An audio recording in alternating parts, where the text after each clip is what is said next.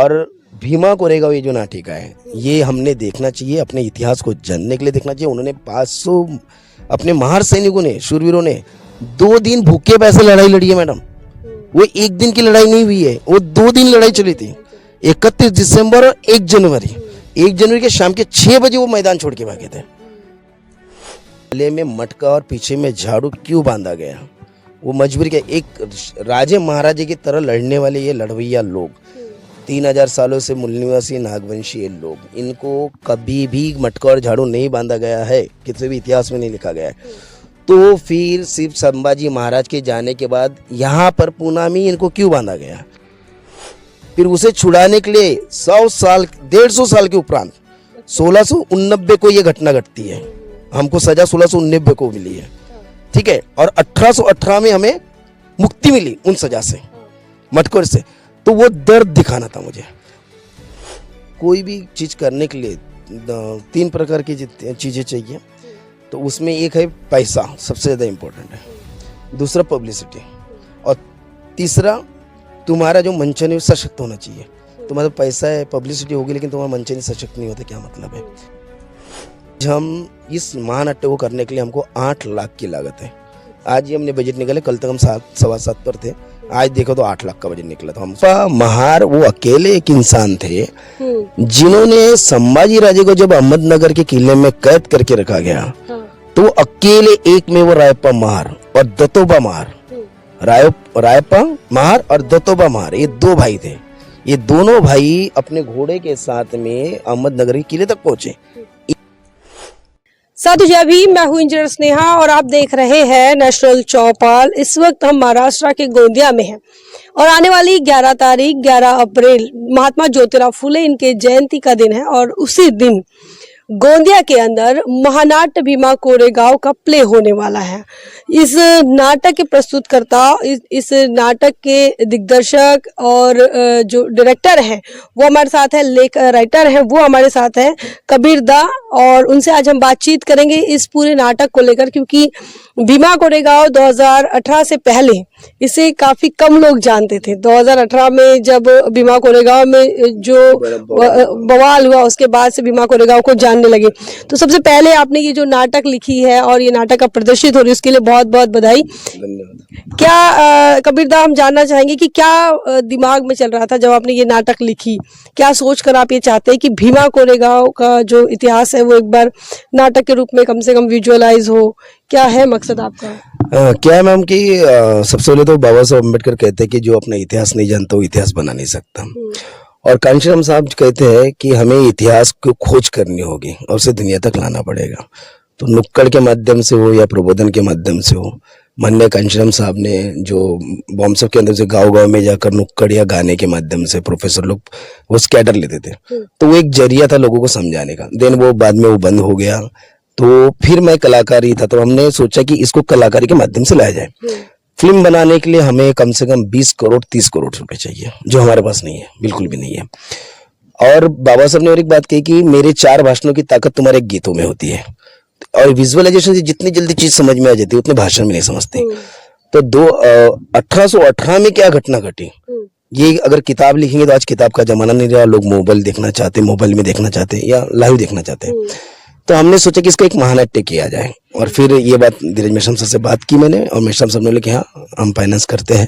तो फिर इसके नाटक की लिखान शुरू किया। तो उसके लिए इतिहास में कहीं पर भी हमें किताब ही नहीं मिली इसकी, ये दबाया गया इतिहास था। तो बहुत ढूंढते हमें जेम्स ग्रैंड डफ, जो महार रेजिमेंट का उस वक्त कप्तान था, उसकी किताब मिली, the Maharashtra empire, the history of the Maharashtra empire. वो बड़े मुश्किल से मिले। अभी भी अगर आप गूगल पर जाएंगे तो मिलने के आसान है, तो बहुत खोदना पड़ता है।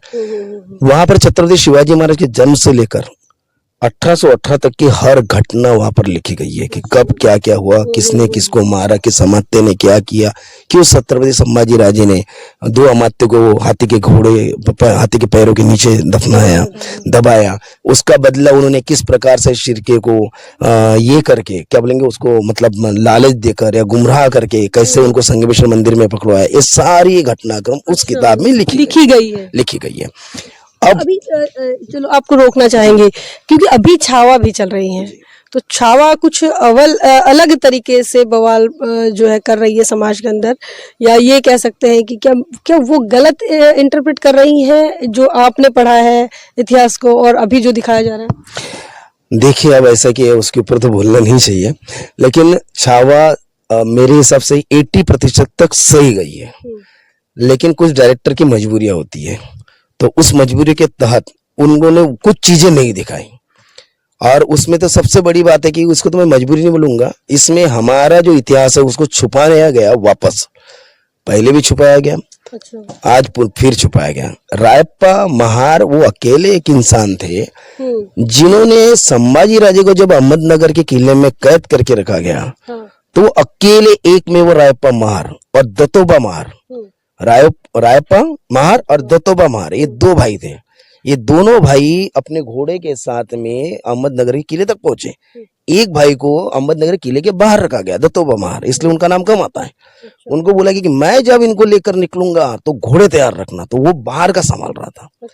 और रायप्पा महार अकेले उनके सेना में जाकर मुस्लिम वेश धारण करके पानी बांटने का काम मांगा उन्होंने, और उसे भिस्ती कहला, इसलिए रायप्पा भिस्ती भी कहीं पर आपको इतिहास में रायप्पा भिस्ती करके लिख कर आएगा। तो पानी पीने का उन्होंने काम ढूंढा हुआ कि ये पानी पीने के बहाने मैं संभाजी महाराज के कैद खाने तक चला जाऊंगा। तो वो पानी पिलाते पिलाते एक दिन ऐसी घटना घटी कि सुबह सुबह उनके कान पर आवाज आई कि संभा आ रहा है, संभा आ रहा है। तो वो अब बोलने में भी हमको बहुत हिचकिचाहट होती कि वो धिंड जला बनता है।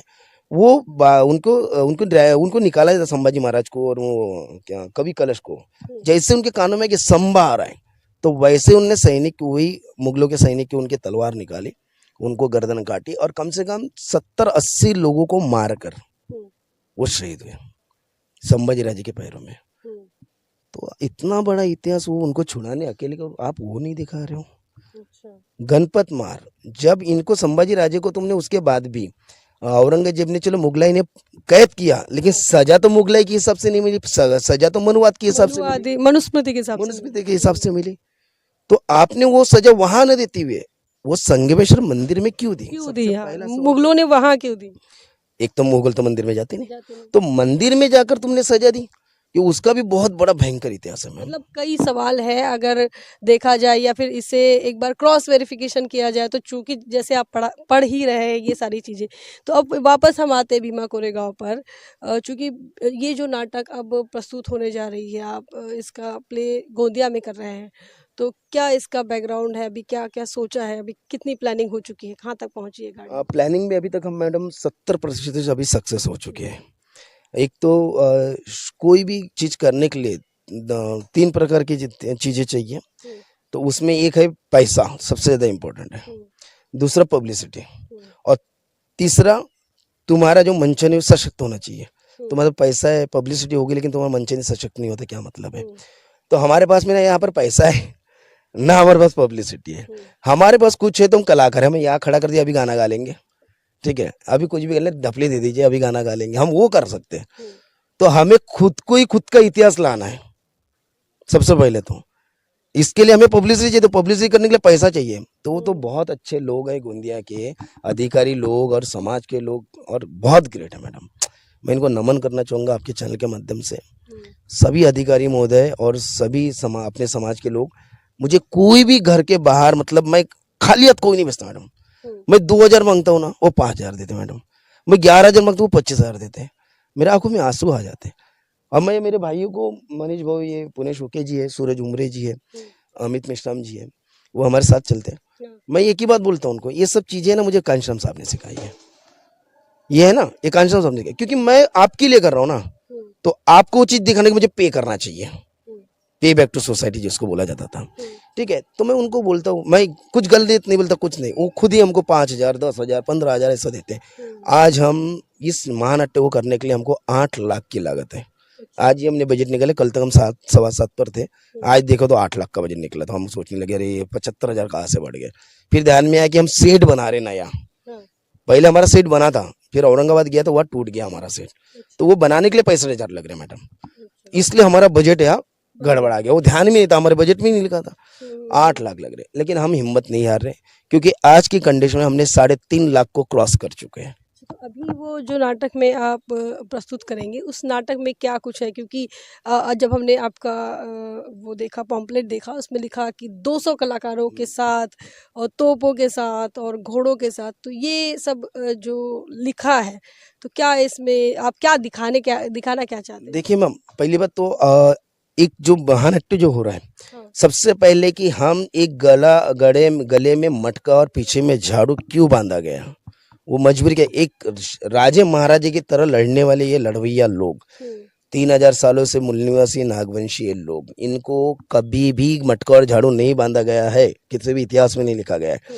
तो फिर सिर्फ संभाजी महाराज के जाने के बाद यहाँ पर पूना में इनको क्यों बांधा गया, उसका कारण क्या था? तो संभाजी राजे को जो समाधि दी गई यहाँ मारवाड़ा में गणपत गोविंद महार ने, गायकवाड़ ने, इसलिए वो बांधा गया। फिर उसे छुड़ाने के लिए 150 साल के उपरांत 1689 को ये घटना घटती है, हमको सजा 1689 को मिली है, ठीक है, और 1818 में हमें मुक्ति मिली उन सजा से, मटकोर से। तो वो दर्द दिखाना था मुझे, वो दर्द दिखाने के लिए मुझे हमको अस्पृश्य बोला जाता था, शूद्र बोला जाता, वो वर्ग चाहिए था। वो वर्ग कम से कम मुझे चाहिए 50 से 60, ठीक है, 60 लोग हुए हैं। अब 58,000 पेशवाओं को 500 महार सैनिकों ने उनको निस्तनाबूद कर दिया, आत्मसम्मान की लड़ाई थी। तो भैया 50 जब 150 से लड़ेंगे तभी तो लगेंगे ना मैडम, 500 वर्सेस 28,000, है ना। अब वो लोग घोड़े घाड़े पर आएंगे, राजे महाराजे तो घोड़े नहीं रहेंगे, तो फिर वो कैसे मानेंगे? अब ऐसे खाली पीली तलवार लेकर पेशवा आएंगे तो मानेंगे आप? मानेंगे नहीं ना। तो इसलिए वो 4 घोड़े बुलाए गए, वो घोड़े पर रो रहेंगे, हम पैदल रहेंगे। बड़ा सेट हो जाएगा इसका मतलब? बहुत बड़ा सेट है मैम, 4000 स्क्वायर फीट का रंगमंच है, 3 स्टोरीज रंगमंच है, 4 फीट 5 फीट और 6 फीट पर शनिवार वाड़ा है। अच्छा। हाँ, और शनिवार वाड़ा से बिल्कुल इक्वल उसी कंपेयर का भीमा कोरेगांव का स्तंभ है, वो आता है और वो जाता है, वो दिखता नहीं है, इनविजिबल है, वो आएगा और फिर चला जाएगा। लड़ाई है, 3 लड़ाई है, तोप बनाई जा रही है अभी, तोप से भी गोला बारूद। सारे लोग कहाँ रिहर्सल हो रही है आपके सारे जो एक्टर्स हैं, कलाकार हैं, कहाँ हैं? नागपुर से कलाकार है मोस्टली, तो नागपुर में रिहर्सल चल रही है, ऊन खाना में रिहर्सल चल रही है, और मुंबई में रिहर्सल चल रही है मात्र 3 लोगों की, जिसमें रैना कामले है, केतन खंडेलवाल है, अशोक देवलिया है, वो वहाँ पर कर रहे हैं। और गोंदिया में मैं हूँ, तो मैं भी कभी जैसे छुट्टी मिली मैं थोड़ा सा रिहर्सल, यहाँ के कुछ आर्टिस्ट है तो उनको थोड़ा बहुत पढ़ा देता हूँ। अब 9 तारीख को होंगे, सभी लोग एक जगह आएंगे। अच्छा, तो कहाँ? गोंदिया में होंगे? गोंदिया में सब लोग एक जगह है, क्योंकि मैं गोंदिया में यहाँ से हिल नहीं सकता हूँ अभी। तो गोंदिया में रेस्ट हाउस में रिहर्सल होंगे 9 तारीख को। 10 तारीख को रात के जब सब लोग बुद्ध धम्म महासम्मेलन होने के बाद, रमाई नाटिका होने के बाद सब लोग जब यहाँ से निकलेंगे, तब हम सब लोग कलाकार रात के 10 बजे मंच पर प्रैक्टिस करेंगे, 1 बजे सो जाएंगे।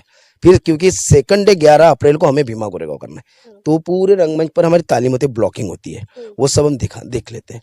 तो इस प्रकार से रिहर्सल हो गई। तो अभी क्या शेड्यूल है, क्योंकि धम्म सम्मेलन भी है और उसके बाद क्या है, तो ये 10-11 कितने दिनों का प्रोग्राम है ये पूरा? 10 और 11 का समता पर्व बोला गया है इसको। महात्मा ज्योतिबा फुले और डॉक्टर बाबा साहब अम्बेडकर की जयंती के उपलक्ष्य में समता पर्व है 2 दिन का, जिसमें प्रथम दिन जो 10 अप्रैल है वो गुरुवार का दिन है, बुद्ध धम्म महासम्मेलन, जिसमें भोपाल, दिल्ली, श्रावस्ती, बुद्ध गया और कर्नाटक से भंते जी आ रहे हैं। उनकी टिकट की सब होगी, प्लेन की होगी, ट्रेन की हो गई है। रायपुर से भी कुछ भंते जी आ रहे हैं, गोंदिया से भी हमारे भंते जी जो अपने श्री बौद्ध कचेरी मूल्य जो भंते जी है वो मेन है इसमें से, और यहाँ से भी काफ़ी भंते जी आ रहे हैं। इनका सुबह सुबह भीमनगर से रैली निकलेंगी 11 बजे, शोभा यात्रा। ये 10 अप्रैल को सुबह 11 बजे शोभा यात्रा निकले भीमनगर, मैत्री बुद्धिविहार भीमनगर से, जहाँ पर हजारों लोग उपासक उपासिका वहाँ से चलेंगे, और स्टेडियम में बाबा साहब की प्रतिमा को माल्यार्पण की होकर वो उसको सजाया जा रहा है। बाबा साहब के पुतले को भी पूरा फूलों से सजाया जा रहा है, लाइटिंग से नहीं, फूलों से सजाने की कोशिश कर रहे हैं। भारी चल रही है। हाँ, बहुत भारी। और वहां से स्टेडियम में आकर फिर वहाँ भगवान बुद्ध की मूर्ति मिलेंगी आपको। और खास करके बुद्ध धम्म सम्मेलन की खासियत है, देसी बैठक है, भारतीय देसी बैठक, चेयर पर बैठकर आपको परित्राण नहीं करना है, धम्म देशना नहीं सुनना है। हमारे धर्मगुरु ऊपर बैठे रहेंगे, वो भी गद्दियों पर, उनके लिए भी चेयर आसन नहीं या सोफा सेट नहीं है। और हम भी नीचे में बिल्कुल गद्दी डली रहेंगी, उस पर आप बिल्कुल जो अपनी मुद्रा है उसमें बैठकर आपको ध्यान अर्जित करना है। हाँ, जिनको पेशेंट है, जिनको बैठना नहीं होता, उनके लिए कुछ मात्र 100-200 से हमने चेयर मांगे उनको बैठने के लिए। बाकी अनुमान ये है कि 3000 कम से कम आज की कंडीशन में 3000, क्योंकि आपको जानकर हैरानी होंगी मैडम, हमने पब्लिसिटी के इस बार का जो फंडा है ना, हमने बहुत अलग इस्तेमाल किया। क्या फंडा इस्तेमाल किया? हमने है ना मैडम, लोगों के घरों में घुसना डायरेक्ट पसंद कर दिया। Door to door door to door campaigning बोलते हैं ना, कांशीराम साहब जैसे बोलते थे, डोर टू डोर रात के 12 बजे पे बैक टू सोसाइटी। हमने किया सीधा लोगों के घरों में, साहब ऐसी बात है, ऐसी बात है, हाँ ठीक है। तो अभी तक हम कम से कम 300-400 लोगों की पासेस फाड़ चुके हैं, आप यकीन करो। अच्छा। हाँ, जिसमें अब 400 लोगों के पासेस फाड़े मैडम। एक परिवार में अगर 4 लोग रहते हैं तो 400 गुणिला 4, जवाब क्या है? 4×4 16 लोग तो यही हो गया। फिर हमारे आसुली में एक वैद्य साहब है, वो काम कर रहे हैं। फिर हमारे तिरोडा में प्रतिनिधि भी है आपके। चौहान साहब, वो अलग से काम कर रहे हैं। आप यकीन कैसे आना है हमारे दर्शकों को आप बताइए कि कैसे आना है नाटक देखने के लिए, कैसे पहुंचेंगे? भीम क्रांति संगठन के माध्यम से ये आयोजन हुआ है अपने 2 दिन का कार्यक्रम का। प्रथम दिन बुद्ध धम्म महासम्मेलन है। उस दिन आप गोंदिया स्टेडियम तक आपको किसी भी तरह से आपको आना है। उस दिन भी टिकट मिल जाएगी? नहीं, टिकट नहीं है उस दिन। बुद्ध धम्म महासम्मेलन अगर 11 की टिकट चाहिए तो 10 को मिल उस जाएगी? दिन भी ले सकते, कोई 11 को भी मिल सकती है? 11 को, हाँ 11 को मिल सकते, लेकिन अभी फैमिली पासेस बुक होने का मतलब क्लोज होने का वक्त है। 70-80 बाकी है अभी फैमिली पासेस, क्योंकि सोफे भी नहीं है ना गोंदिया में, और एक सोफा इतना महंगा भी दे रहे, बहुत महंगा भी मिलता है। तो आपको बुद्ध धम्म महासम्मेलन में आना है। कोई प्रकार की प्रवेशिका नहीं बुद्ध धम्म महासम्मेलन में, कोई धम्मदान नहीं है। आप कर सकते हो आपकी इच्छा शक्ति से, ठीक है। सिर्फ ड्रेस कोड है व्हाइट, व्हाइट ड्रेस कोड है धम्म सम्मेलन के लिए, व्हाइट ड्रेस कोड है। आप आइए, 11 बजे परित्राण चालू होगा, 11 बजे धम्म रैली निकलेंगी और वो स्टेडियम में आएंगी। स्टेडियम में पूजा होगा, परित्राण होगा, और उसके बाद में धम्म देशना है। फिर 2 से 3 बजे अल्पोहार है, सभी के लिए अल्पोहार है, अल्पोहार कम भोजन है। एक और बात हमने देखी कि सिद्धनाथ महार के जो डायरेक्ट वंशज है, ठेठ वंशज जिसे कहते हैं, वो आने वाले हैं। उनका क्या कुछ रोल है, कैसे आएंगे? एज अ चीफ गेस्ट आ रहे हैं या क्या है? वो अपने हमारे लिए तो वो आराध्य स्थान है, सिद्धनाथ महाराज जी के वो वंशज है, और वो हमें मिल गए हैं। तो ये अभी बाई प्लेन नागपुर तक आ रहे हैं। नागपुर से उनको गाड़ी लेकर, नागपुर के जो अपने कलाकार वर्ग है वो उनको गाड़ी लेकर बाय कार वो यहाँ तक ला रहे हैं। फिर उनके रहने की व्यवस्था कर दी है अपने ग्रैंड सिद्धा होटल में, और 11 अप्रैल को अपने नाटक में उनका यहाँ आना वो इसलिए वो आ रहे कि हमें वो बता रहे कि क्या घटना है उस वक्त घटी थी। अब मैं तो नाटक के मदद से बता रहा हूँ, आप तो उनके मुंह से सुन सकते हैं, क्योंकि उनके मम्मी पापा ठेठ है वो, उन्होंने क्या बता कर रखे है ना। कुछ थोड़ा बहुत चेंजेस तो होगा ही। और उनके घर में आज भी तलवार और तुम्हारी तो ये ढाल सब वो सिद्धनाथ की आज भी जैसे की वैसी है। मतलब भीमा कोरेगांव की जो ओरिजिनल लड़ाई होती वो सारी चीजें हैं। और अभी वो एक म्यूजियम बना रहे हैं उनको लेकर, भीमा कोरेगांव जो चीजें बची है वो सब वहाँ रखी है, ताकि आने वाली जो पीढ़ी है उनको समझ में आए।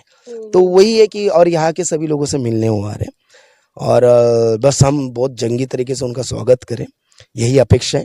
अच्छा, अगर हम ये हमारे चैनल पर अगर कांटेक्ट नंबर चला दें तो भी वो आपके साथ संपर्क कर सकते हैं बुक करने के लिए सीट, है ना? जी, आप मैम यहाँ पर आप नंबर पूरे ने हमको दिए गए। हमारे जो कोषाध्यक्ष महोदय, अध्यक्ष महोदय सूरज उमरे जी, अपना अमित मेश्राम जी महासचिव जी है, उमेश मुनेश्वर जी है, इनके नंबर दिए गए हैं। तो भीम क्रांति संगठन के किसी भी कार्यकर्ता से आप मिलकर, और ये आपको भी मिल सकते हैं, आप हमको कांटेक्ट में आपको पूछे तो हम आपको दे देंगे मैम, ठीक है। बहुत आसान है, सरल है, और चिवरदान का एक काम है। चिवरदान आप कोई भी इंसान खुद कर सकता है, या कोई वीआईपी कुछ नहीं है। हाँ, चिवरदान आप खुद कर सकते हो, कोई भी कर सकता है। कितने भिक्षु रहेंगे? कम से कम ये मान कर चलिए अभी तो 20 के आसपास है। पहले 11 के हमारा टारगेट था, अभी 20 है। और भीमा कोरेगांव ये जो नाटिका है, ये हमने देखना चाहिए, अपने इतिहास को जानने के लिए देखना चाहिए। उन्होंने 500 अपने महार सैनिकों ने, शूरवीरों ने 2 दिन भूखे पैसे लड़ाई लड़ी है मैडम। वो एक दिन की लड़ाई नहीं हुई है, वो 2 दिन लड़ाई चली थी। 31 दिसंबर और 1 जनवरी, 1 जनवरी के शाम के 6 बजे वो मैदान छोड़ के भागे थे। तो ये सारी चीजें तो ये देखना चाहिए कि 500 पहले दिन 823 लोग थे, 823 लोग थे पहले दिन। और जैसी सेना 20,000 की सेना थी पहले दिन, इनकी सेना देखकर अंग्रेज थे 323, उसमें 323 में से 320 भाग गए, 3 बचे। उसी में से एक जेम्स ग्रैंड डफ जो है वो अधिकारी बचा, उसने किताब लिखी है ये जेम्स ग्रैंड। और मुझे आपको जानकर हैरानी होगी कि मुझे सरकार की अशोक चिन्ह की मुझे सर्टिफिकेट है मेरे पास, मेरा नाटक अप्रूव्ड है कि मेरे नाटक को कोई भी लाइन न काटते हुए आप परफॉर्म करो, ऐसी बात है। मैं आपके चैनल से एक ही विनती करना चाहूंगा मैडम, कि दूसरे लोग हमारे नाटक को होने नहीं देते, जहाँ होता है वह बीच बीच में रोकने की कोशिश करते हैं, अड़ंगे डालते हैं। अब ये नाटक जिसके लिए लिखा गया है, कम से कम आप तो भी आइए और इसे देखिए। भीम क्रांति संगठन की ये द्वारा ये आयोजित है। राजगिरी सामाजिक संस्था की ये प्रस्तुति है। धीरज कुमार मेश्राम उसके निर्माता है, अमित मेश्राम जी, धीरज कुमार मेश्राम जी और रजनीताई मेश्राम जी निर्माते हैं। और भीम क्रांति संगठन के सूरज उमरे जी अध्यक्ष है, क्या बोलते हैं, अमित मेश्राम जी महासचिव है और मनीष गजीबी जी कोषाध्यक्ष है। तो बहुत बहुत धन्यवाद। हमारे साथ कबीर दा थे। बता दें कि कबीर दा जो जैसे दिखते हैं वैसे है नहीं। इससे पहले इनकी 2 फिल्में रिलीज हो चुकी है और लोगों ने देखी, काफ़ी सराहा भी गया। संविधान निर्माते और रमाई, यह 2 फिल्में, चूंकि एक बाबा साहब अम्बेडकर, रमाई अभी आ रही है। अच्छा, तो सेंसर बोर्ड का चलते रहता है ना आपके साथ, पिछली बार भी परेशान किया। एक बार जरूर अपने करना पड़ेगा ना, क्योंकि सेंसर अच्छा। बोर्ड ने बहुत भयंकर काल्पनिक फिल्म है करके बोला अपनी फिल्म को। अच्छा। मैं इसलिए उसका सेंसर नहीं लूँ। क्या काल्पनिक लूंगा तो आप मुझे छोड़ेंगे? आप लोग हिस्टोरिकल लोग, हमारी हिस्टोरिकल रमाबाई है ना कि काल्पनिक है? ये इस प्रकार से हमारे साथ चीटिंग कर रहे हैं लोग, तो अभी उसकी लड़ाई लड़ना है। तो संविधान निर्माते और रमाई फिल्मों को लेकर ये लगातार काम कर रहे थे। संविधान निर्माते तमाम पूरे देश ने देखा है और अभी ये महानाट्य भीमा कोरेगांव के माध्यम से अब आपके बीच पहुंच रहे हैं। आप तमाम लोगों से अनुरोध है कि आप इस नाटिका को ज़रूर देखिए, चूँकि यहाँ ये बहुत महानाट्य है, सॉरी मैंने नाटिका बोल दिया, तो ये महानाट्य है और इस महानाट्य को आप देखिए, बच्चों को दिखाइए ताकि उसे इतिहास पता चले। आने वाले बच्चों को जब हमारा इतिहास अगर पता नहीं चलेगा तो बात नहीं बनेगी। बाबा साहब भी कहते हैं कि इतिहास की जानकारी रखना चाहिए ताकि हमारा नया इतिहास निर्माण हो, और इसी कड़ी में कबीरदार लगातार काम कर रहे हैं। भीमा कोरेगांव 2018 के बवाल के बाद भीमा कोरेगांव को क्यों जाना गया, क्यों महार कम्युनिटी पर आज भी सवाल खड़े होते हैं, क्यों उन्हें अंग्रेज़ों के हस्तक या अंग्रेज़ों के बगल बच्चे कहा जाता है, सारी चीज़ों के जवाब मिल जाएंगे। क्यों महारों पर सवाल उठते हैं और महारों ने क्यों अपने हक अधिकारों के लिए और अपने मान सम्मान स्वाभिमान के लिए क्यों लड़ाई लड़ी पेशवाओं के खिलाफ, सारी चीज़ों के सवाल, सारे सवालों के जवाब आपको देखने को मिलेंगे। तो देखिए ज़रूर। 11 अप्रैल को यह शाम 6 बजे इंदिरा गांधी स्टेडियम गोंदिया में यह प्रदर्शित होने जा रही है। इन बातों को लेकर क्या कुछ मानना है कमेंट सेक्शन में लिखिए। बने रहे नेशनल चौपाल पर, तब तक के लिए जय भीम, जय भारत।